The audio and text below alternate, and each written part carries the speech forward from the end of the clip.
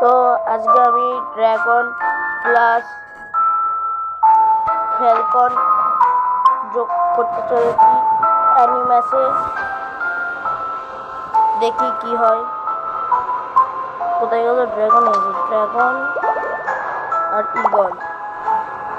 Eagle সামনেই চলে এসছে। এই দুটোকে যোগ করে দেখি কত পাওয়ারফুল হয়।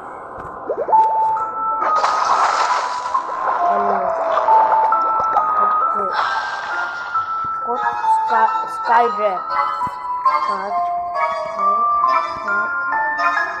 কত হচ্ছে?